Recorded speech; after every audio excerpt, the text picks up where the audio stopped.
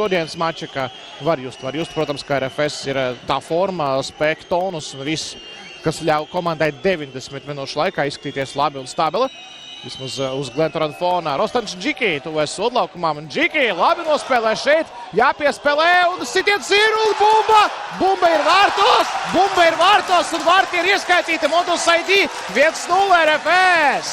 Lieli protesti no pretiniekiem, bet asistents ļoti uzskatāmi skrēja centra virzienā. Tas nozīmē, ka necels karot, viņi nekļūsies aizmuguri 1-0, RFS labā 3-1.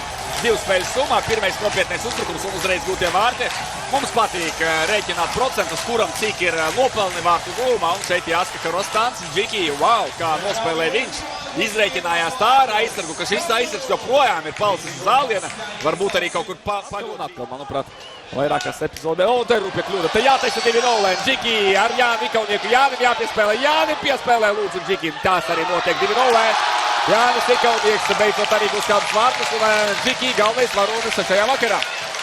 Vieglākie vārti Eirokausās Jānim Ikauniekam, bet, protams, viņš tagad būs parādā. Džiki vakariņas vai kino apmeklējumu, varbūt rītdien uz Odiseju kopā dosies, bet tagad RFS